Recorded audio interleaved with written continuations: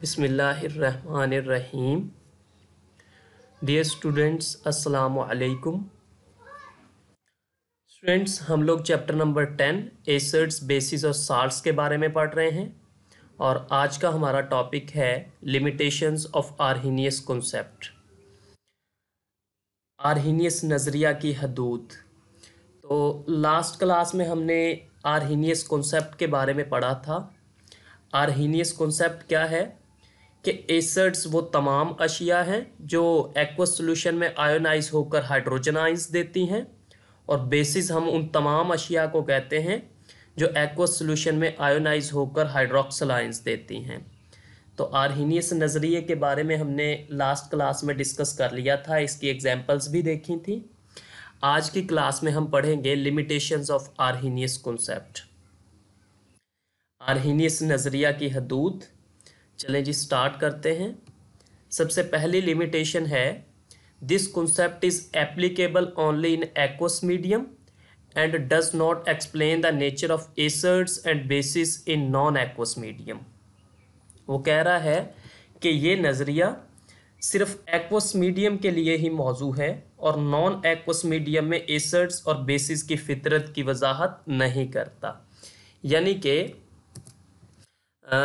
जो Arrhenius concept है ये सिर्फ एक्वस मीडियम में पानी के अंदर ही बताता है कि कौन सी अशिया एसिड्स के तौर पर एक्ट करेंगी और कौन सी अशिया बेसिस के तौर पर एक्ट करेंगी। चूँकि हमने इसकी डेफिनेशन में पढ़ा है कि एसिड्स हम उन तमाम अशिया को कहते हैं जो एक्वस सॉल्यूशन में हाइड्रोजन आइंस देते हैं, और बेसिस हम उन तमाम अशिया को कहते हैं जो एक्वस सॉल्यूशन में हाइड्रोक्सिल आइंस देते हैं। तो इसने अपना नज़रिया पेश किया है एक्वस मीडियम में, यानी कि पानी के अंदर। तो अगर एक्वस मीडियम नहीं है, नॉन एक्वस मीडियम है, तो ये नज़रिया फिर एसिड्स और बेसिस की फितरत की वजाहत नहीं कर सकता। तो सबसे पहली लिमिटेशन आर्हीनियस कॉन्सेप्ट की यही है कि ये नज़रिया एक्वस मीडियम में ही एसिड्स और बेसिस की फितरत की वजाहत करता है, नॉन एक्वस मीडियम में एसिड्स और बेसिस की फितरत की वजाहत नहीं करता। Next limitation, according to this concept, acids and bases are only those compounds which contain hydrogen ions and hydroxyl ions respectively। कह रहा है कि इस कॉन्सेप्ट के मुताबिक एसिड्स और बेसिस सिर्फ वो कंपाउंड्स हैं जो बिलतरतीब हाइड्रोजन आइंस और हाइड्रोक्सिल आइंस पर मुश्तमिल हैं।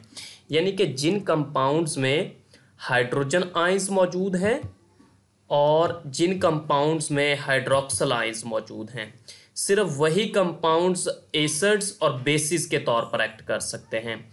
जिन कंपाउंड में हाइड्रोजन आइंस मौजूद है वो एक्वस सॉल्यूशन में हाइड्रोजन आइंस देंगे और उन्हें हम कहेंगे एसिड्स, और इसी तरह जिन कंपाउंड्स में हाइड्रोक्सिल आइंस मौजूद है वो एक्वस सॉल्यूशन में हाइड्रोक्सिल आइंस देंगे और उन्हें हम कहेंगे basis.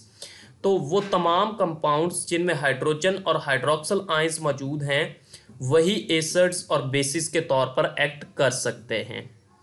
It cannot explain the nature of compounds like CO2, NH3, etc., which are acid and base respectively।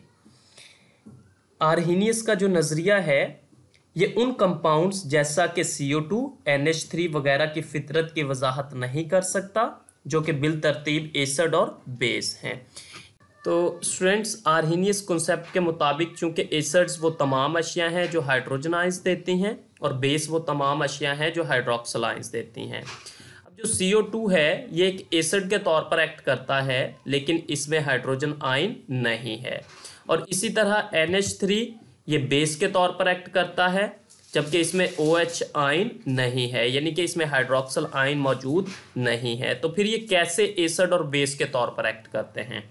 Arrhenius का कॉन्सेप्ट इनकी फितरत की वजाहत नहीं कर सकता। आर्हीनियस का कॉन्सेप्ट सिर्फ उन अशिया की फितरत की वजाहत करता है जो बिलतरतीब हाइड्रोजन आइंस या फिर हाइड्रोक्सिल आइंस पर मुश्तमिल हैं। तो स्टूडेंट्स, आज हमने पढ़ा है लिमिटेशंस के बारे में कि आर्हीनियस कॉन्सेप्ट की क्या लिमिटेशंस हैं।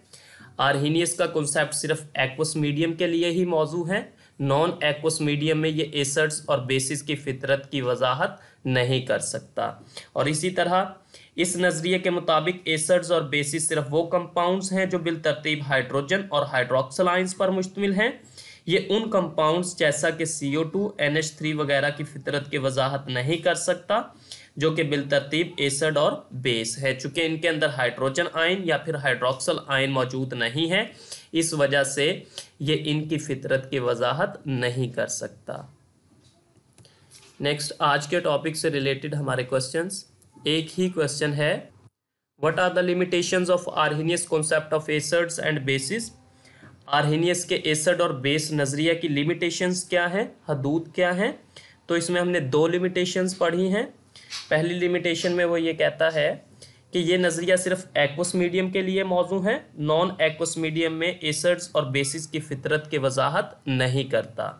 और इसी तरह इस नज़रिए के मुताबिक सिर्फ वो कंपाउंड्स एसिड और बेस के तौर पर एक्ट करते हैं जिनमें बिलतरतीब हाइड्रोजन और हाइड्रोक्सल आयंस मौजूद हैं। वो कंपाउंड्स जिनमें हाइड्रोजन या फिर हाइड्रोक्सल आयंस मौजूद नहीं हैं वो एसिड्स और बेसिस के तौर पर एक्ट नहीं कर सकते। जैसा कि CO2 और NH3। CO2 एक एसिड है लेकिन इसमें हाइड्रोजन आयन मौजूद नहीं है, और इसी तरह NH3 एक बेस है और इसमें हाइड्रोक्सल आयन मौजूद नहीं है। तो आर्हेनियस के कॉन्सेप्ट के मुताबिक CO2 एसिड नहीं हो सकता, NH3 बेस नहीं हो सकती, लेकिन हकीकत में CO2 एक एसिड है और NH3 एक बेस है। स्टूडेंट्स, आपकी बुक जहाँ से आपने इस टॉपिक को प्रिपेयर करना है, तो आज हमने पढ़ा है लिमिटेशंस ऑफ आर्हेनियस कॉन्सेप्ट। पहली लिमिटेशन में हमने बात की कि आर्हेनियस कॉन्सेप्ट सिर्फ एक्वस मीडियम के लिए ही मौजू है, नॉन एक्वस मीडियम में ये एसिड्स और बेसिस की फितरत की वजाहत नहीं करता।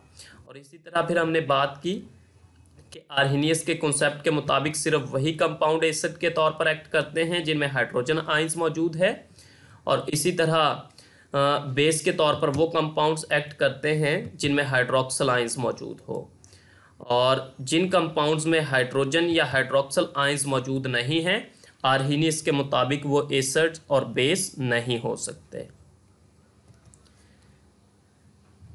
Thank you students.